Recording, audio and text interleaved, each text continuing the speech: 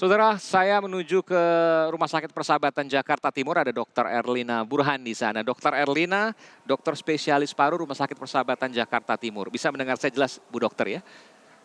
Bu Dokter, informasi terakhir di Jelas, Rumah Sakit Aiman. Persahabatan, terima kasih Bu, Rumah Sakit Persahabatan, karena yang saya dengar Rumah Sakit Penyakit Infeksi RSPI Sulianti Saroso Jakarta Utara sudah penuh, lalu kemudian dirujuk ke sejumlah rumah sakit, diantaranya adalah rumah sakit di daerah, RSUD, Rumah Sakit Fatmawati, termasuk juga Rumah Sakit Persahabatan. Betul ada peningkatan Bu, orang yang kemudian memeriksakan atau diisolasi misalnya? Iya betul, sejak Rumah Sakit Sulianti penuh, kemudian memang programnya adalah ke kami di Rumah Sakit Persahabatan, memang kita mendapatkan peningkatan pasien-pasien yang datang untuk memeriksakan diri. Oh, jadi mereka dengan sukarela datang ke sana untuk memeriksakan diri. Biasanya mereka punya keluhan, tapi juga punya kontak juga atau riwayat ke negara-negara atau orang yang positif, bukan yang positif masih positif hanya 2 orang. Artinya bayangan saya sulit Iya, juga kalau ketika makin banyak. iya betul. Seperti apa mereka? Ada riwayat apa Bu? Ya, jadi ini adalah orang-orang yang sebagian kembali dari luar negeri, lalu Oke. merasa ada demam, lalu begitu tahu positif, jadi mereka lebih waspada sehingga memeriksakan diri. Nah, tugas kami di rumah sakit adalah memastikan apakah ini hanya sekedar flu biasa yang cukup kemudian diobati secara simptomatis saja, artinya memberi obat-obat untuk gejalanya saja kemudian pasien dipulangkan, atau apakah mereka termasuk kelompok yang harus kita awasi sehingga harus dirawat di rumah sakit. Berapa lama untuk Tapi tahu ada itu Bu? juga yang datang karena ya kalau pasiennya kita rawat kan kemudian kita melakukan pengambilan bahan untuk pemeriksaan, kita kirim ke laboratorium Litbangkes dan kita biasanya menunggu 2 hari untuk mendapatkan hasilnya.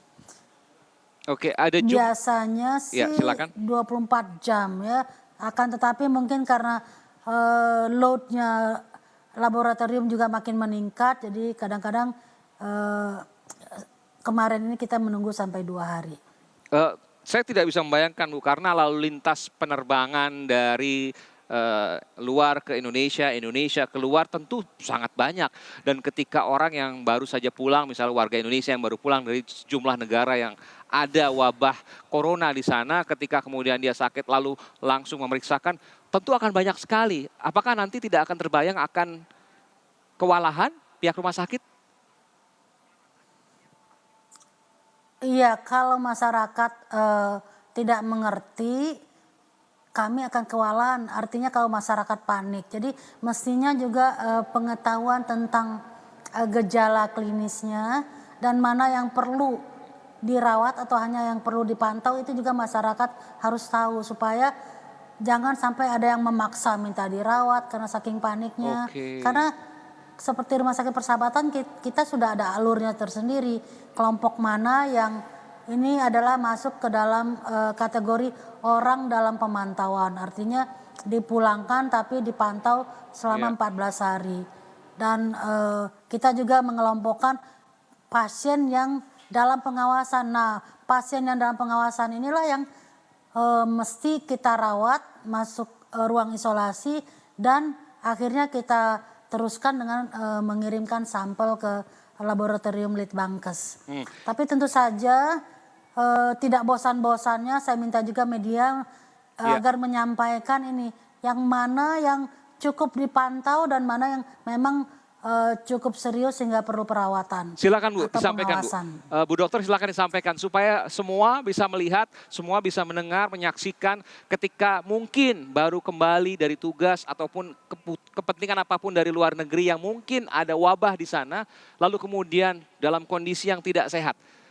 Perlukah kemudian untuk khawatir memeriksakan langsung ke dokter, ke rumah sakit yang terkait rujukan virus corona atau tidak? Apa yang bisa membedakan ini perlu, ini tidak perlu? Silakan Bu Dokter. Oke, Baik, jadi kalau Anda baru kembali dalam waktu 14 hari dari negara yang terjangkit, maka eh, waspadai bila ada keluhan-keluhan, terutama keluhan infeksi saluran nafas. Yang pertama muncul biasanya adalah demam. Kemudian diikuti dengan nyeri tenggorok dan batuk, dan bila mana sudah mengenai saluran nafas bawah biasanya mengenai paru, artinya terjadi peradangan paru yang bisa kita lihat dengan foto toraks ya, atau ronsen dada.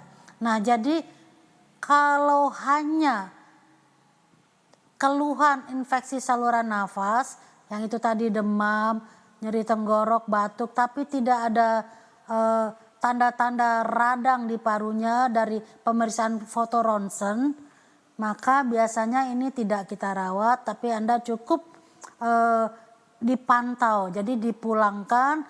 Bila mungkin kita sarankan melakukan istilahnya mengisolasi diri sendiri di rumah dalam 14 hari pertama itu. Jadi hindari keluar rumah atau pergi ke kerumunan atau ke tempat orang banyak. Dan bila batuk atau bersin harus menjalankan, mempraktekkan etika batuk yang benar. Oke, sambil kemudian dilihat jadi nanti. Tidak semua yang. Iya, sambil dilihat nanti apakah kemudian tidak semua kondisinya semakin buruk atau tidak. Tidak semua harus ke rumah sakit, itu seperti itu Bu. Puskesmas pun nggak ada masalah ketika itu. Iya, nggak ada masalah ya. Jadi jangan akhirnya semua panik begitu demam lalu menyerbu rumah sakit. Karena menurut saya harusnya orang-orang sehat itu menghindari rumah sakit, karena rumah sakit itu tempat orang sakit, tempat banyak penyakit. Jadi bahkan mungkin bisa tertular oleh yang lain. Jadi jangan terlalu seneng ke rumah sakit begitu. Iya, justru malah nggak aman sesungguhnya. Ya. Bung Firman. Nggak aman, jadi cukup datang ke fasilitas kesehatan terdekat karena dokter-dokter itu sudah mengetahui mana yang mesti dipantau, dipulangkan, atau kalau menurut fasilitas kesehatan pertama itu pasien itu perlu pengawasan, biasanya kan dirujuk ke rumah sakit rujukan. Baik. Bung Firman, pakar komunikasi. Jadi jangan semua berbondong-bondong ke rumah sakit rujukan. Baik Ibu, saya ke Bung Firman. Bung Firman. Jadi rumah sakit itu sebaiknya dihindari ya. Iya Bu. Baik, nanti saya akan coba ke Ibu lagi. Bung Firman, saya ingin Anda menilai apa yang kemudian terjadi. Ini banyak kemudian yang tidak nyaman dari masyarakat secara psikologis karena dia baru datang dari negara yang terjangkit, meskipun harusnya dihindari juga. Tadi Bu Menlu sudah mengatakan ada beberapa negara dengan kota-kotanya. Tapi kemudian dia tidak mendapatkan informasi karena nggak nyaman secara psikologis. Mungkin saya atau keluarga saya, anak saya ada yang sakit. Lalu kemudian dibawa ke rumah sakit. Jangan-jangan nggak kenapa-napa karena dibawa ke rumah sakit ada kontak, malah justru lebih bahaya. Apa yang bisa Anda sampaikan di sini? Ya, jadi magnitud penularan penyakit ini sangat cepat dan meluas. Dalam waktu singkat, kurang lebih sejak Januari, mulai dari Cina kemudian menyebar demikian cepat. Nah, itu akan membawa suatu kondisi kepada kejiwaan seseorang.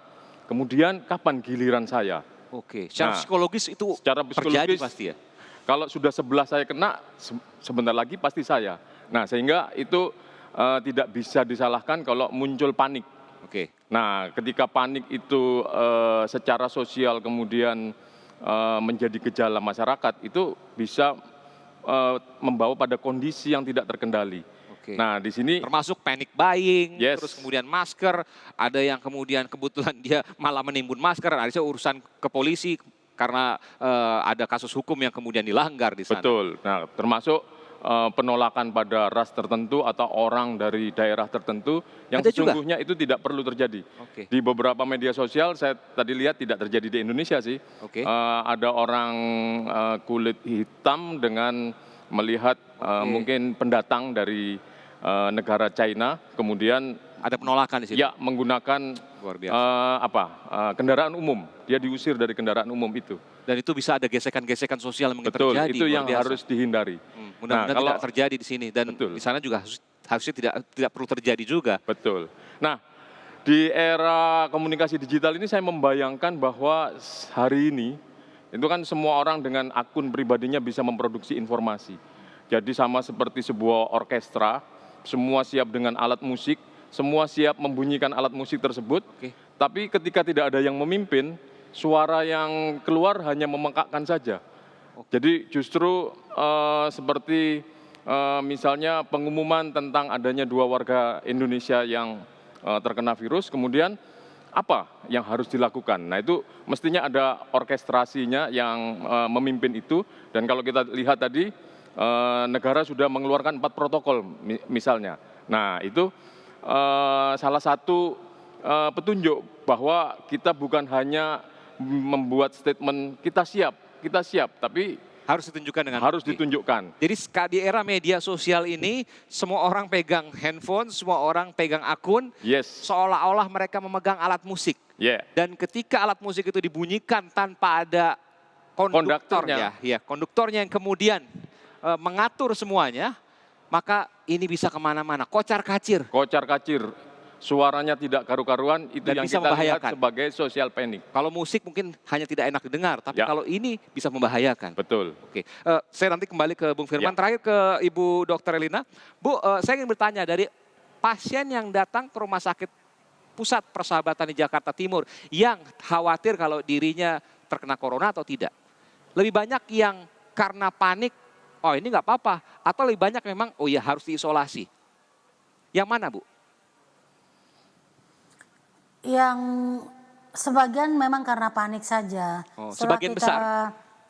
lakukan wawancara, ternyata memang ya sebelumnya juga biasa batuk pilek ya. Jadi artinya hanya karena sekarang episode ada 2 orang yang kasus yang positif, akhirnya menjadi lebih panik. Oke, Mestinya baik. ini tidak perlu terjadi ya. Iya. Karena kita tahu gejala dari corona ini umumnya adalah ringan.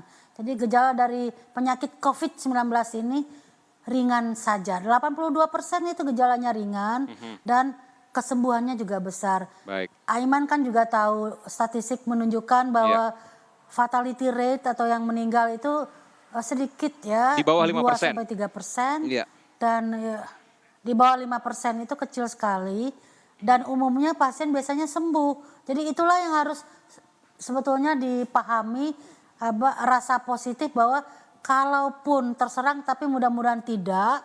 Kalaupun terserang, jagalah stamina, tingkatkan imunitas, istirahat yang cukup agar tubuh sendiri bisa melawan virus ini. Dan bisa sembuh sendiri terkait dengan itu. Terima kasih Bu Dr. Erlina Burhan, Iya. spesialis paru dari Rumah Sakit Persahabatan. Tadi disebutkan bahwa yang datang ke rumah sakit justru lebih banyak yang karena panik, bukan karena memang betul-betul harus diisolasi. Ya, ya. Dan itu kemudian menjadi catatan dari orkestrasi yang sumbang. Betul. Memainkan alat musiknya sendiri tanpa kemudian ada konduktor yang memimpin secara Konduktor yang ditaati, yang bisa dipercaya untuk menenangkan publik. itu pemerintah. Yes. Anda maksudkan situ. Ya. Kita akan kembali saat lagi, tetaplah bersama kami di Sapa Indonesia Malam.